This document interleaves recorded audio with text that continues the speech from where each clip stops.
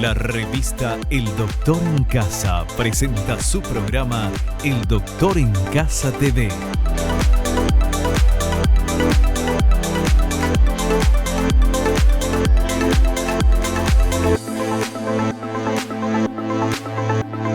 Con la conducción de Vivi Landó, El Doctor en Casa TV.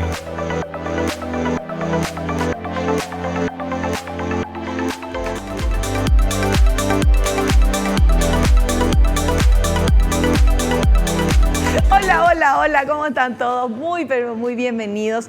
Esto es El Doctor en Casa. Hoy vamos a charlar con el doctor César Blaires. Él es odontólogo, máster en implantología oral avanzada por la Universidad de Sevilla, España. Realiza tratamientos de periodoncia, implante suizo, cirugía oral, sedación consciente, experto en casos complejos donde no hay hueso disponible y es especialista en implantología oral por el Círculo de Odontólogos del Paraguay.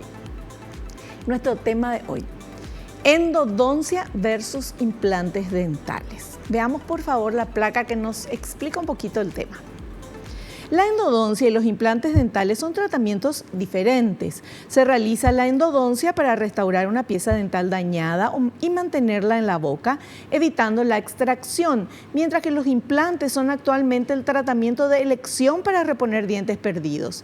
La elección entre estos dos tratamientos es uno de los dilemas en la odontología. Nadie mejor que un especialista en implantología para realizar la revisión precisa y decidir el procedimiento, siempre priorizando la salud bucodental. Este es el tema que vamos a charlar hoy con nuestro invitado, a quien saludamos ya. Doctor, ¿cómo estás? Bienvenido al programa. Muy bien, como siempre, todo bien, gracias. Qué gusto, qué gusto. Bueno, hoy vamos a hablar de las dos cosas, ¿verdad? Sí. Endodoncia e implantes dentales. Sí. No sería un versus porque hay momentos y momentos para uno y para otro, ¿verdad? Efectivamente, yo creo que versus no, sino que siempre hay que priorizar salvar la pieza dental, cuando se pueda salvar. Claro. Entonces, la implantología surge para resolver esa necesidad de que te trajeron una o varias piezas por diferentes circunstancias y no se quiere usar una prótesis removible o con paladar, o no se quieren desgastar, tallar los dientes para colocar una prótesis fija.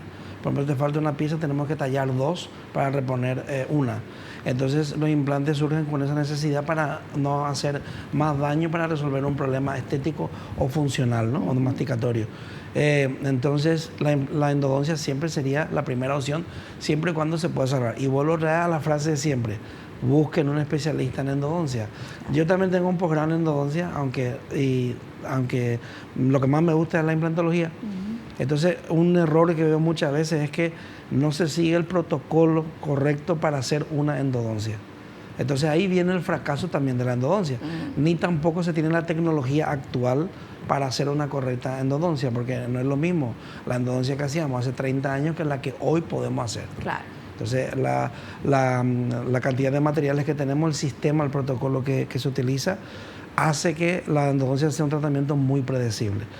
Ya cuando tenemos una infección muy grande, un granuloma o un quiste que se ve radiográficamente, también hay medicamentos que pasan a través del conducto del ápice, de la punta, y llegan a esa lesión. Primero hay que limpiar bien el conducto, esterilizar bien el conducto, y para terminar colocamos ese medicamento. Por ejemplo, en este modelo se puede ver perfectamente cuando hay una lesión, aquí, estas bolitas rojas que vemos aquí, eso es cuando hay una infección. Esto sería un granuloma, que es un pseudoquiste.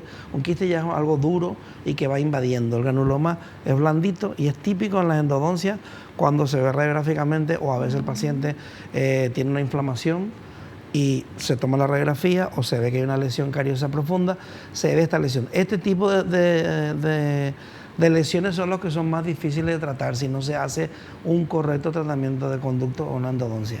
Entonces aquí hay que limpiar muy bien los conductos y llegar hasta la punta de la raíz, hasta el ápice, con una exactitud de 0,5 milímetros. Eso no hay nadie que lo pueda hacer a nivel visual o con la mano. Sí. Para eso nosotros utilizamos un localizador de ápice electrónico. Primero tenemos que aislar el diente con una goma. Con eso hacemos lo que se llama un aislamiento absoluto. Un aislamiento relativo sería colocar algodones como siempre se coloca para hacer una obturación, pero en este caso colocamos un aislamiento absoluto, que es una goma que puede ser de látex o puede ser de nitrilo cuando el paciente es alérgico a látex, y con una grapa que es como una llavecita, agujereamos el aislamiento y eso sujeta alrededor del diente o de la pieza que se va a tratar, con lo cual hay un aislamiento absoluto, no de saliva, sangre, nada.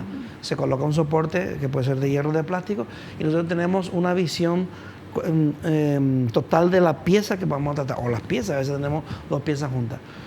No entra bacteria, no entra saliva. Otra ventaja es que el paciente puede descansar, no con el típico, no puede cerrar, no puede tragar, no te vaya a mover, no sé qué. No, al usar la grapa, el paciente puede cerrar porque la grapa permite que uno pueda mantener la boca casi cerrada, solamente 3 milímetros se queda abierta la boca, con lo cual el paciente descansa. Cada 10-15 minutos hay que dejarle que el paciente descanse porque un tratamiento de conducto puede dar una hora, hora y media al terminarlo completamente. Entonces, nosotros localizamos el conducto con la radiografía, hacemos la medición del conducto o de los conductos y una vez que vemos, si vemos este tipo de lesión, nosotros nos podemos acercar con la radiovisiografía bastante, pero el localizador de APC digital nos marca 0,5, se ve en una pantalla literalmente se ve cómo va entrando el conducto y cuando llega a 0,5 hace pip, pip, pip, ahí tenemos que parar. Si pasamos pasa un piteo, es como cuando el sensor de estacionamiento. Del auto, Igual, lo que pasa es que aquí nosotros vemos y escuchamos. Entonces sabemos exactamente que está a 0,5 milímetros. ¿Por qué? Porque muchas veces la raíz del diente no es simétrica. Por fuera nosotros podemos ver una altura, pero por dentro puede tener 2 milímetros menos o 1 milímetro menos. Y entonces ya estaríamos perforando el ápice, provocando una extrusión del material, se va a convertir en un cuerpo extraño y va a producir una lesión en el hueso. Con el localizador de ápice, por eso digo que hoy en día hay tecnología que nos ayuda a ser mejores profesionales. No invertir en eso y hacer tratamiento de conducto me parece absurdo. Entonces, nosotros sí tenemos ese localizador, con lo cual vemos que está a 0,5. Una vez que terminamos de limpiar, tomamos otra radiovisiografía para ver realmente que está todo limpio. Después tenemos un control visual que es, una vez que limpiamos el conducto, antes de eso, ¿cómo hacemos la limpieza? Antes se usaba unas limas manuales y tenía que estar como raspando. Ahora esas limas las usamos solamente para localizar el conducto y ver la profundidad de trabajo, la longitud de trabajo, hasta dónde llegamos. Ahora lo hacemos todo mecánicamente. Hay con un contraángulo para endodoncia que tiene con una velocidad, una vibración y un torque de inserción, va haciendo la limpieza. Y esas limas son de níquel titanio, se pueden doblar hasta en 45 grados, con lo cual no se fracturan, porque hay conductos que no son rectos, que tienen una curvatura bastante pronunciada. ¿Y cómo llegamos a eso? Manualmente no podemos llegar. Con ese instrumental sí se puede llegar. Hay que hacer una inversión en ese tipo de limas, que son limas especiales, pero el resultado es espectacular. O sea, que es una endodoncia de clase C y la otra de clase A. Después, una vez que terminamos... Doctor, vamos a hacer el corte y después me estás contando todo ya en el primer bloque. Esperen que hay más, esperen que hay más. Cierto. Volvemos enseguida.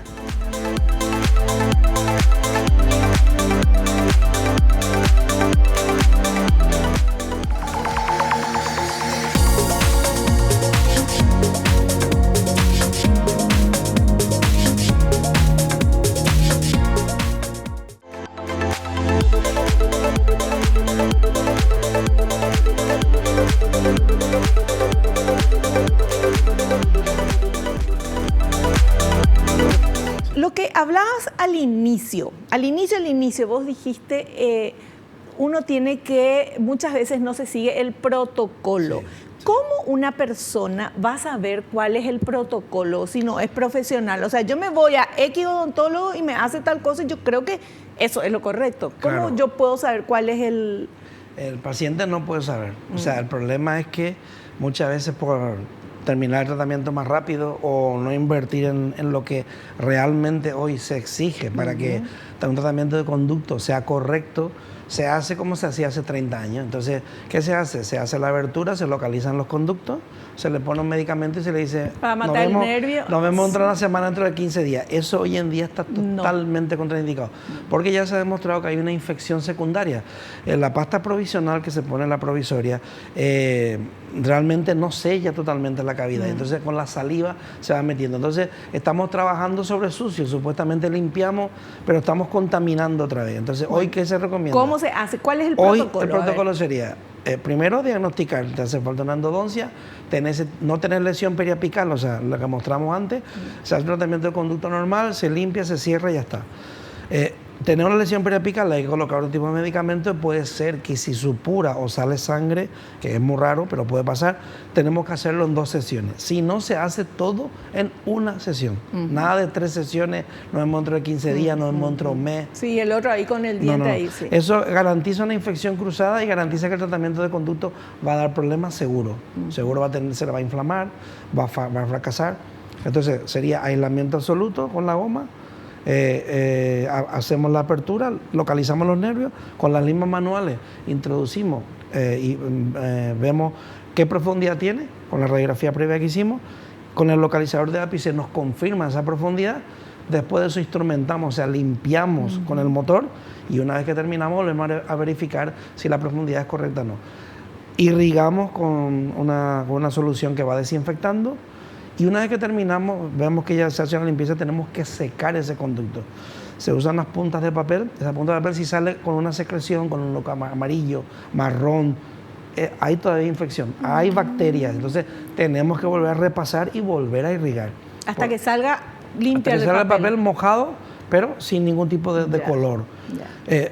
Por eso es importante que entre limpieza y limpieza de conducto, cada vez cambiamos de lima, vamos ensanchando el conducto, se irrigue. Hay que irrigar constantemente. Otra cosa que la gente no quiere hacer, irriga al final. Todas esas bacterias se van normalmente al ápice y después pueden provocar inclusive un bloqueo. Es mejor usar la primera lima, irrigar los 3 conductos, si es molar de 3 a 5, después volvemos. Entonces, cuando vamos limpiando, ¿irrigar es con agua? Irrigar es con una jeringa, y normalmente se puede irrigar con clorhexidina, se puede irrigar con otro tipo de productos.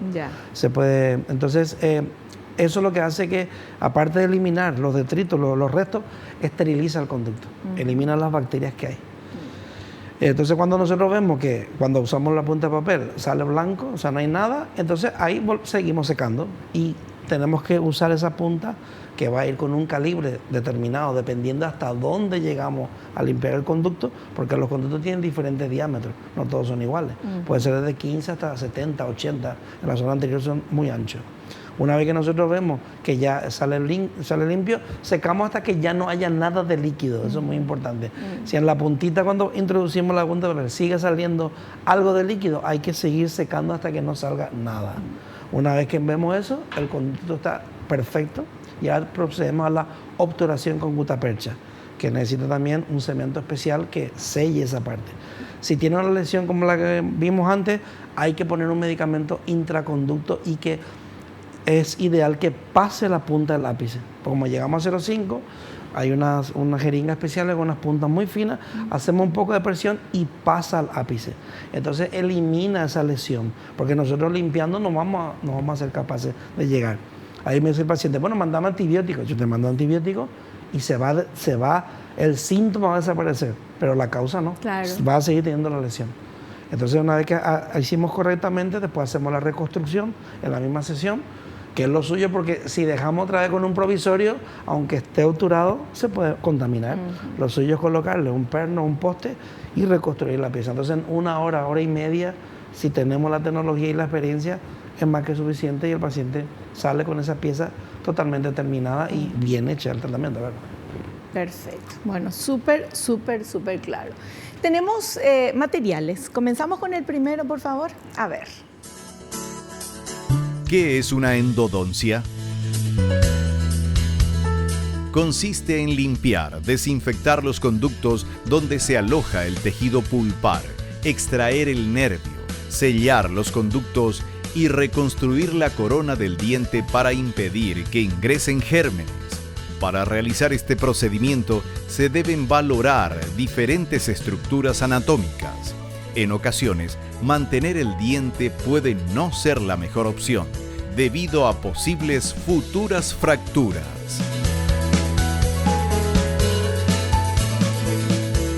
Primero, para valorar si una pieza se puede tratar o no con un tratamiento de endodoncia, hay que ver la lesión periapical que tiene. Segundo, hay que ver la profundidad de la carie. Si llega a una lesión de furca, que es donde se unen las raíces, hay que extraer. No se puede hacer porque podemos nosotros hacer el tratamiento de conducto bien, pero tenemos que limpiar la carie. Entonces, si está en la unión de las raíces, cuando limpie la vamos a fracturar. Claro. Entonces, hay que valorar el caso si se puede hacer. Después, hay veces que el tratamiento de conducto está muy bien hecho. Se colocó la medicación que hablamos antes, que pasa al ápice, y a veces después de 6 meses se vuelve a producir ese granuloma. Entonces, en esos casos hay una técnica quirúrgica que también la hacemos nosotros, que se llama apicectomía. Hacemos una incisión, llegamos a la punta de la raíz y limpiamos esa parte con la lesión, amputamos ese trocito de raíz y rellenamos con hueso. Y con eso también se salva la pieza. Entonces, eso lógicamente lo tiene que hacer un especialista en cirugía, o sea, un implantólogo, claro, alguien que haga cirugía periapical, porque no es sencillo hacer eso. Sobre todo en la zona del seno, muchas veces tenemos las raíces, sobre todo la raíz de dentro de la palatina, muchas veces está metida dentro del seno. Si está dentro del seno, entonces no podemos hacer porque tendríamos que hacer una elevación del seno para poder quitar la infección sin dañar la membrana. Claro, claro. Entonces, en esos casos... Súper complicado. No, se puede hacer, pero no tiene sentido. Mejor extraer y colocar un implante. Ya. En esos casos. O cuando vemos que la lesión es muy grande, por ejemplo un quiste enorme, se ve también que había una reabsorción ósea grande, movilidad, es mejor extraer. O si vemos que hay una fractura, porque hay pacientes que son bruxistas y no tienen realmente caries, pero cuando muerden ven la estrella y no se ve ni siquiera, o sea, ni aunque haga percusión, pero dependiendo de la angulación de la percusión, ahí le duele. Y con una radiografía interproximal que se llama, con la radiografía hacemos diferentes ángulos y podemos ver esa fractura. A veces solamente una fisura, no una fractura real. Y es difícil ver, y muchas veces el diagnóstico clínico más importante. Lo que siempre aprendimos al principio, que muchas veces se olvida, la percusión, dar pequeños toquecitos, diferentes ángulos, y ahí el paciente te dice, ahí me molesta, en el otro no. Ahí puede haber una pequeña fisura. Si la fisura no llega a la unión de la raíz o a la raíz, se puede reconstruir y se puede salvar también. O sea que hay que valorar todos esos detalles para ver si merece la pena hacer el tratamiento de conducto o no. Claro, pero la premisa es salvar el diente. Siempre hay que salvar, yo siempre digo al paciente, si podés salvar la pieza, siempre va a ser mejor que un implante. Claro. O sea, lo que hay que intentar es no llegar al implante. Siempre va a ser mejor y más barato. Y claro, encima es tu pieza. Claro. O sea, son todo ventajas, por eso sí, hay que intentar. Lo que pasa es que, vuelvo a repetir, que te mire un especialista, alguien que realmente sepa hacer tratamiento de conducto, porque, por desgracia, también nosotros arreglamos cuando nos viene a veces y a veces no se pueden arreglar. Porque un problema que tenemos cuando el tratamiento de conducto está hecho es el material con el que se obtura. Hay diferentes tipos de cemento, hay cementos que no permiten retratamiento. Doctor, ¿y no los odontólogos acaso no todos pueden hacer endodoncia? Los odontólogos con el título de odontología, uno puede poner implante, puede hacer puede poner implante, puede hacer, pero el profesional tiene que ser consciente hasta dónde llega su limitación. Por ejemplo, la zona anterior, de aquí a aquí, es mucho más sencillo hacer un tratamiento de conducto. A partir de los premolares y ya los molares es bastante complejo, porque en la zona de molar tenemos de 3 a 5 nervios. Y mucha gente localiza 2 o 3 y los otros 2 que son secundarios se quedan ahí. Por eso muchas veces después sigue molestando la pieza. Da sensibilidad con el frío, al morder, da como unos calambres. Pues muchas veces porque hay 2 nervios que no se eliminaron. O sea que es mejor buscar especialistas. Especialistas. O sea, como dice usted, el odontólogo sí puede hacer todo eso. Pero hay odontólogos especializados en tal cosa. En endodoncia, en este caso sería endodoncia. En mi caso sería la implantología oral o la periodoncia y la cirugía.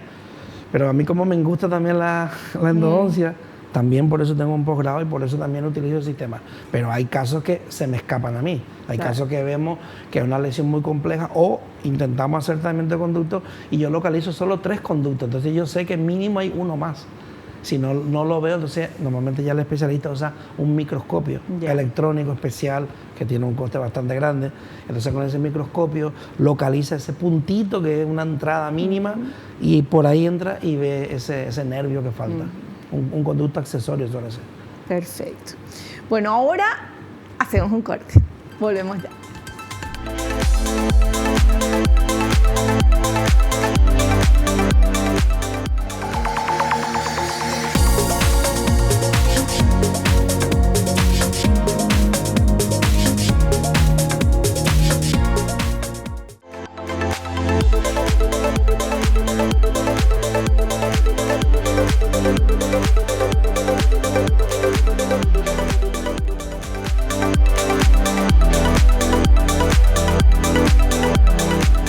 Muy bien, ahora vamos a conocer qué es un implante dental. Ahí tenemos este material. ¿Qué es un implante dental?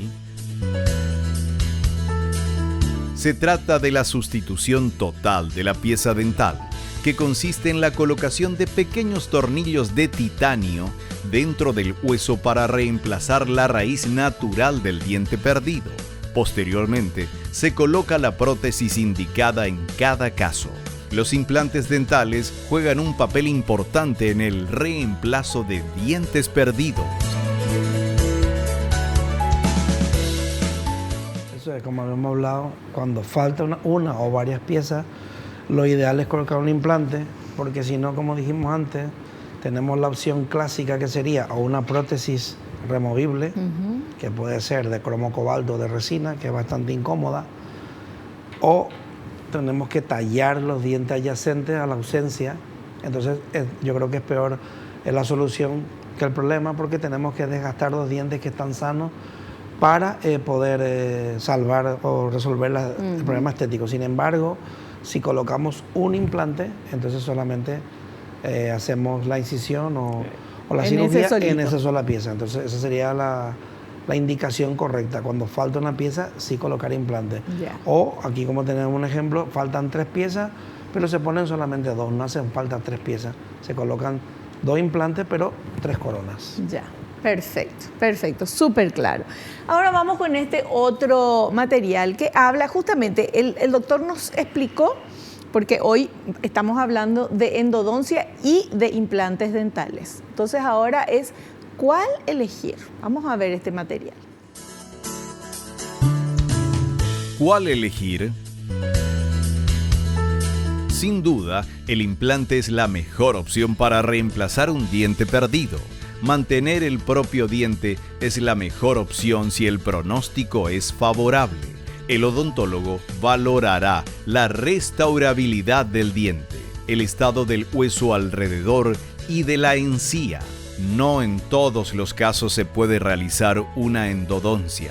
Si el proceso de destrucción del diente está muy avanzado, la única forma de evitar posibles infecciones es retirarlo y colocar el implante dental. Como hablamos, hay que valorar cada caso, cada pieza de forma individual. Lo primero es hacer un diagnóstico de una radiografía. O sea, lo primero ver siempre 2 o 3 angulaciones para ver cómo están los conductos, para ver si hay una lesión y valorar qué se puede hacer. Y como decía antes, ahí el profesional tiene que ver si está capacitado para resolver ese problema en concreto. Si es una endodoncia convencional, seguramente sí, pero cuando hay lesiones, hay fístula, es más complejo. Entonces tiene que saber si puede hacer ese caso o si mejor derivarlo a un especialista. Siempre hay que intentar salvar la pieza, eso siempre, pero también hay que ver las limitaciones del profesional y lo que yo siempre le digo al paciente. Vamos a suponer que le hacemos el tratamiento de conducto y le dura la pieza 5 años más, después se parte. Pues 5 años más que tuviste tu pieza y después ya colocamos el implante. Claro, claro. Siempre también hay que valorar a la hora de hacer la restauración. Hay una técnica que se utiliza mucho, que también ya está contraindicada, que es el perno muñón colado. Es una funda que viene con un tornillo, con un perno, y se cementa. ¿Cuál es el problema de esa técnica? Que para nosotros preparar el perno muñón colado tenemos que eliminar prácticamente toda la endodoncia que hicimos, con lo cual no tiene mucho sentido y se contamina la pieza otra vez. Aparte, el tornillo es tan largo que va al tercio apical, con lo cual toda la carga masticatoria va en esa raíz y se pueden producir fisuras. Otro problema que tiene es que si queremos cambiar la corona no se puede cambiar, porque es muy difícil levantar porque va hasta la raíz. Son técnicas que existen, pero que ya se consideran obsoletas. Claro, porque hay algo mejor. Por la cantidad de complicaciones que hay, y siempre hay que tener la opción de poder resolver una complicación sin perder la pieza. Claro. Entonces lo que se recomienda hoy en día es hacer tratamiento de conducto, colocar un perno que puede ser de fibra de vidrio, que en los molares no tiene sentido porque no aguanta, o un perno que puede ser de titanio. A mí me gusta mucho el titanio porque no se rompe, claro, ni con un martillazo va a romper. Sí. Hay detractores que dicen que es muy rígido, pero ¿qué pasa? Garantizamos que no se va a romper la reconstrucción, ni la raíz. Tenemos que eliminar tanto material de obturación. Con 2 o 3 milímetros es suficiente, es como el pilar de una casa. Tenemos un soporte bueno, rígido, pero solamente nos apoyamos en 2 o 3 milímetros, que eso no es nada, y sobre eso hacemos la reconstrucción y posteriormente le colocamos la corona. Eso es macizo, no se va a romper. Si algún día se fractura alguna pared o la corona se descementa, se puede volver a reconstruir y se vuelve a cementar la misma corona. O sea que es mucho más fácil de resolver si hay una complicación. Perfecto, bueno, súper claro. Realmente, obviamente, quien va a elegir es el profesional, que va a decir, bueno, acá claro, te tengo que hacer esto, te tengo que hacer lo otro. Claro. No nosotros. Porque hay que explicarle los pros y los contras, porque después hay pacientes que te dicen, yo quiero algo seguro, garantizado al 100%. No existe. No claro, se puede. Lo que sí vemos que el pronóstico según el caso es bueno, siempre hay que recomendar hacer la endodoncia, siempre. Ahora podemos traer lógicamente, pero no es lo más adecuado tampoco. Claro. Comenzar a extraer para poner implante. Se puede explicar, bueno, vamos a hacer la endodoncia ahora, sí. Esto tiene una garantía de, no sé, tantos años, puede suceder esto, lo otro. En ese caso se realiza el implante. Sí. Normalmente cuando el tratamiento de conducto se puede hacer y está bien hecho, lo único que puede pasar es que la corona, lo que vemos, se fracture por algún lado. Ajá. Si vemos que la lesión cariosa es enorme, por ejemplo, hemos perdido más de un 50%, inmediatamente hay que mandarle a colocar una corona, porque eso se va a romper. Claro. A veces pasa que el paciente se confía porque le hemos hecho una reconstrucción tan bonita y tan perfecta y come de todo, y ahí se puede producir una fractura radicular o una fisura y tenemos que extraer la pieza. Pero si el tratamiento de conducto está bien hecho, la pieza se conserva porque justamente la parte del hueso alveolar, o sea, lo que va dentro de la raíz, es lo que tiene que estar sano. Después la parte que vemos es fácil de restaurar. Doctor, los dientes con el pasar del tiempo, los dientes de verdad, con el pasar de los años se van debilitando. No tienen por qué. O sea, una persona de 90 años... puede tener sus dientes bien fuertes, no porque tenga mucha edad el diente se debilita. Por eso no tiene por qué. Normalmente hay una reabsorción fisiológica del hueso natural de 1 milímetro, 2 milímetros, puede pasar, o más inclusive. Pero si el paciente tiene buena higiene, va a sus revisiones, se hace su limpieza, curetaje, o si ha tenido un problema periodontal, una pequeña cirugía, puede conservar la boca perfecta. O sea, no es que de tanto uso se gasta o se debilita. Se va a perder el hueso. Como me preguntó el otro día una paciente que tenía osteoporosis, entonces me va a poner el implante, lo que no quiero dentro de 2 o 3 años que se me desaparezca el hueso y me gasto dinero. No pasa eso. Si el hueso está, el hueso está. Claro. Si los implantes se osteointegraron, se osteointegraron. Puede haber una pérdida vertical o lacunar, pero para eso tenemos que controlar. Pero no va a ser directamente por la osteoporosis, puede ser por otras causas también. Muchas veces el paciente se confía, como siempre digo, porque está muy bien y no se cuida y no acude a revisiones. Y en las revisiones justamente es lo que nosotros vemos, los pequeños fallos, y mira, ahora tenemos que hacerte una regeneración. No es lo mismo hacer una regeneración que poner un implante nuevo. Claro. Entonces, ese detalle de las revisiones es muy importante. Bueno, ¿y cuándo es posible conservar la pieza dental? Es lo que nos dice este material. A ver. ¿Cuándo es posible conservar la pieza dental? Cuando sea posible la reconstrucción posterior al tratamiento y que no haya un compromiso periodontal, el cual puede presentar caries o una lesión endoperiodontal, que es sin caries pero con afectación bacteriana del periodonto y lesión del nervio dental. Tampoco debe presentar una fisura o fractura.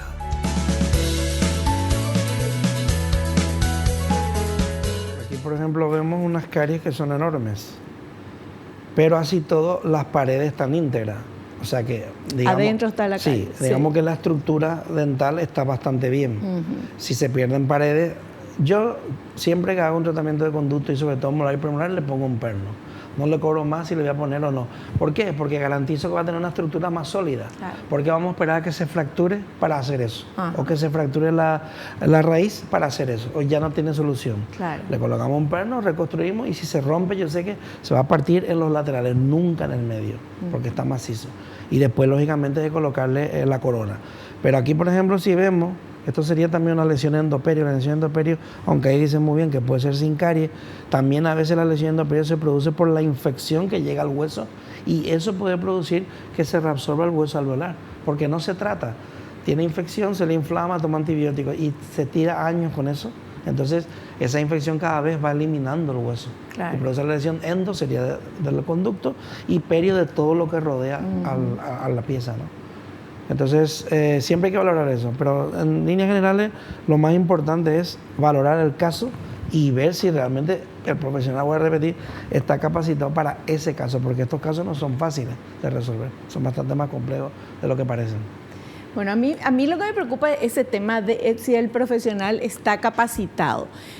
Obviamente que cuando vamos a ir a que nos traten los dientes, vamos a buscar un odontólogo, ¿verdad? Bien, obvio. Bien. Y ahí tenemos que ver, dependiendo de qué especialización tiene, ver si, porque hay gente que realmente invierte, se capacita, uno ve que no sé, que hace un curso acá, allá, que adquiere nuevos aparatos, qué sé yo, no sé, está preocupado y ocupado en estar a la vanguardia. Sí. Y hay otras personas muy buenos profesionales, pero que quedaron tipo estancados, claro, ¿verdad? En el pasado con toda su aparatología y con todo. Sí. ¿Cómo hacemos, doctor? Es complicado, pero pasa lo mismo con un especialista en medicina. En este caso, por eso digo, la endodoncia es una de las especialidades poco valoradas por la gente, por la población. Porque hay que tener en cuenta que es la última opción que tenemos, o la penúltima si tenemos que hacer una cirugía, para no perder esa pieza. Por ejemplo, en Estados Unidos las endodoncias son carísimas. Sí. Te valen mínimo $1,500, $2,000. ¿Por qué? Porque es la última opción y se valora mucho. El implante te vale más, pero realmente no es tan caro porque estás salvando una pieza. Bueno, vamos al corte y volvemos ya.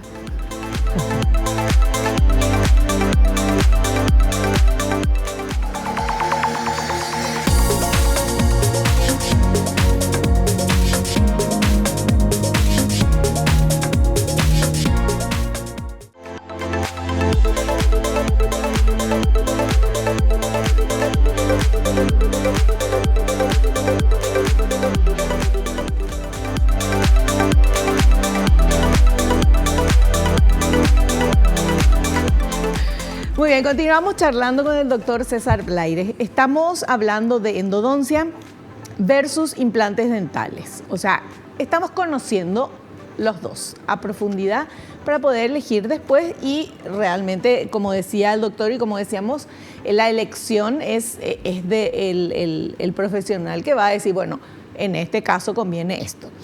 Pero siempre se trata de conservar los dientes naturales todo el tiempo posible. Pero para eso también está nuestra parte, ¿verdad? Del paciente que tiene que, nosotros que tenemos que cepillarnos bien los dientes, que tenemos que hacer la limpieza dos veces al año. Una vez al año es suficiente. Ajá. Ideal serían 2 veces al año.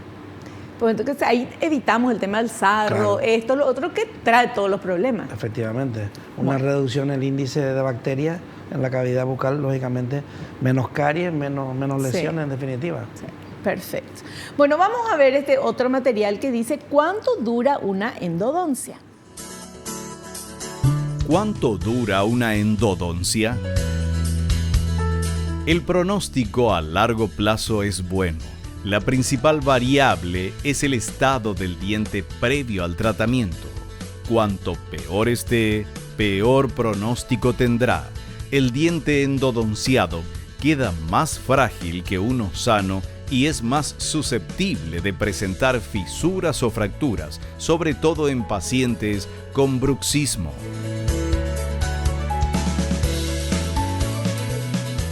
También va a ser más débil, como dijimos antes, si la estructura remanente que quedó después de quitar la caries no es lo mismo como la que vimos que tiene las 4 paredes, tiene mucho mejor pronóstico a una que tiene 2 paredes o ninguna pared. Entonces ahí la reconstrucción tiene que ser más minuciosa, los pernos mejor colocados, pero en definitiva la que es la endodoncia, que es la parte que más la raíz, si va bien, puede durar toda la vida. Si está bien hecha, no tiene por qué perderse. Lo que se puede ir fracturando la corona o la funda de la corona que se le coloca, y se puede ir cambiando también. O sea, aquí lo importante es el diagnóstico y ver la posibilidad de éxito, hacer un buen diagnóstico para ver si realmente merece la pena hacer ese tratamiento. Cuando hay una lesión grande, lógicamente, menos posibilidades, pero haciendo y siguiendo un buen protocolo y utilizando una medicación intraconducto correcta, nosotros hemos eliminado lesiones mucho más grandes que esas, pero bastante más grandes, sin cirugía periapical. Se pueden eliminar, se quedan muy bien y no hay por qué siempre extraer. Otra cosa es que el paciente venga con una inflamación o una fístula grandísima, se ve un granuloma o hay inmovilidad. Una vez que hay inmovilidad, ahí sí es más complicado. Pero también hemos tenido casos que se ha hecho tratamiento de conducto y ha recuperado el hueso alveolar. Es increíble, ese tratamiento de la endodoncia en buenas manos es muy predecible también. Qué fantástico, qué bueno. Veamos este último material que habla de cuánto duran los implantes dentales. A ver. ¿Cuánto duran los implantes dentales? El pronóstico a largo plazo es muy bueno. Con la higiene y el control adecuados puede durar toda la vida. Gracias a los importantes avances en implantología, es posible solucionar la pérdida de los dientes brindando una sonrisa con perfecta funcionalidad y alta estética. Así es. Los implantes pueden durar toda la vida, ¿cierto? Hay que llevar un control, mínimo una vez al año se hace la limpieza, la revisión, una radiografía, sobre todo para ver el nivel óseo si se ha perdido. En el primer y segundo año se considera normal que se pierda 1 milímetro. Parece que hay como una adaptación del hueso al implante, del implante al hueso, y se suele perder 1 milímetro, una espira, media espira. Ya si es mayor no es normal, entonces habría que hacer una regeneración. Después también hay que cuidar primero que no haya una mucositis, una inflamación de la encía, a veces sangra o le molesta al paciente. Como ya dije muchas veces, eso muchas veces por la prótesis, por eso que el implante es una parte importante, pero la prótesis es otra parte mucho más importante. La prótesis no está bien puesta, el pilar no está alineado, hay una sobrecarga en la masticación. Puede hacer fracasar el implante, por increíble que parezca un implante perfectamente integrado, puede fracasar. Por eso ese control tiene que ser muy estricto para que después no haya los problemas. Claro, perfecto. Bueno, súper claro todo, como siempre, con el doctor César Blaires. Hacemos un pequeño corte y enseguida volvemos.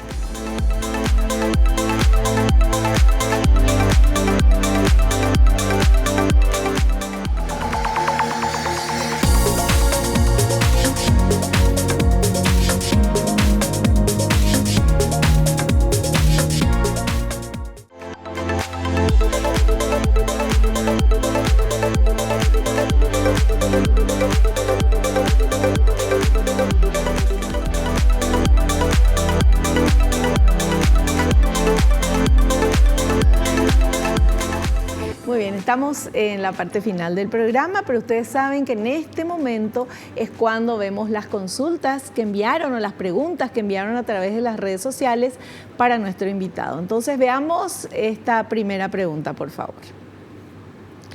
¿Cómo se sabe que una endodoncia resultó exitosa? Buena pregunta. No tiene que haber sensibilidad ni a la masticación, ni al frío, ni al calor, ni a la percusión, o sea, cuando uno se da pequeños golpecitos. Es cierto que a veces cuando uno hace un golpe así, es muy típico el paciente hace eso con la uña, un golpe así lateral, puede notar algo. Si solamente es cuando hace esa pequeña percusión, no hay que preocuparse. Si hay fístula, una boquita que va echando líquido, no puede masticar, la endodoncia no es correcta. A veces, cuando está recién hecha, si la oclusión, la mordida, la altura de la obturación, hay una sobrecarga, choca primero, también puede producir molestia. Entonces, por eso yo siempre cuando termino el tratamiento le aviso al paciente, si notas que no muerdes bien, porque muchas veces, como está anestesiado, el paciente cree que aprieta, pero no aprieta realmente. Entonces, cuando se te quite, prueba. Y si ves que ese lado toca primero, tienes que venir rápidamente, pasamos un papel articular, nos marca, le rebajamos eso y con eso evitamos una sobrecarga que sí puede producir un dolor, inclusive en una pieza que está correcta la endodoncia. Perfecto. Siguiente consulta. ¿Se siente dolor durante o después de la endodoncia?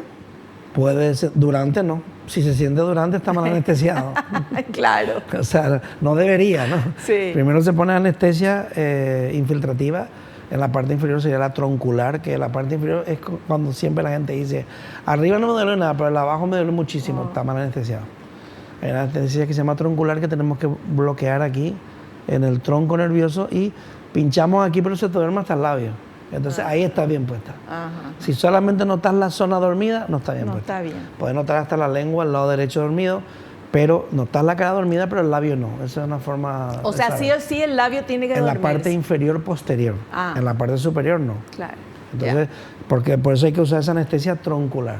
Porque aunque coloquemos la infiltrativa, que sería en la mejilla, en la encía, la sensación es de anestesia, pero cuando tocamos ve la estrella, porque el dentario, un nervio que va por aquí, no está bloqueado. Entonces es importante que esté bien anestesiado, claro. Claro, por supuesto. Y posteriormente puede molestar si hay una lesión muy grande, pero normalmente cuando se limpia bien y se coloca la medicación intraconducto, los pacientes, 90 y tantos %, no sienten nada. Yo sé que lo habitual es que la gente diga, es que me tiene que doler porque me dolió. Algo no está tan bien. O sea, cuando nosotros limpiamos bien, desinfectamos bien y colocamos esa medicación, normalmente no duele. Salvo que el paciente haya venido con una inflamación muy grande y puede ser que al morder note algo. Pero ya con la medicación moderna intraconducto no suele haber dolor postoperatorio. Perfecto. Otra consultita. A ver. ¿Se puede colocar implantes dentales si no resulta la endodoncia? Claro. Si la endodoncia fracasa, ya sea por una fractura o porque había una lesión endoperio, la pieza se mueve, lo ideal sería hacer un implante inmediato por extracción, sacar la pieza, limpiar la lesión y colocar el implante. No esperar a extraer, esperar 2 meses para colocar el implante. Se puede sin ningún problema. Perfecto. Bueno, doctor, ¿algo más que quedó en el tintero de este tema que le parece que puede contarnos? Lo primero, conservar la pieza sea como sea. Valorar que es la última oportunidad, como he dicho, de conservar la pieza y no pensar en el gasto que va a tener. Buscar un profesional especialista porque, sobre todo en la zona molar, es bastante más complejo. Y no apresurarse en echarme el diente. Es que me duele mucho. Bueno, toma un antiinflamatorio, si hay una infección, un antibiótico, que es lo que te va a doler también la extracción, vas a tener un dolor después. Es preferible tomar una medicación y hacer el tratamiento de conducto. Siempre conservar la pieza y si no hay más remedio, tenemos el implante. Perfecto. Bueno, doctor, le queremos agradecer, como siempre, que nos explicó súper bien, con mucha paciencia, muy claramente todo, y lo esperamos en un próximo programa. Muchas gracias, como siempre. Y nosotros nos despedimos hasta el próximo programa, si Dios así lo permite. Y no te olvides lo que te digo siempre, porque es cierto, naciste para ser feliz, no te conformes con menos. Chao, chao.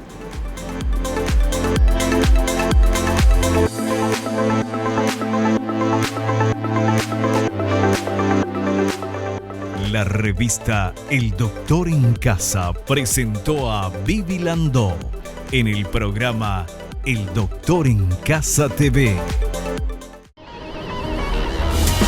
Fue una realización de Alicante.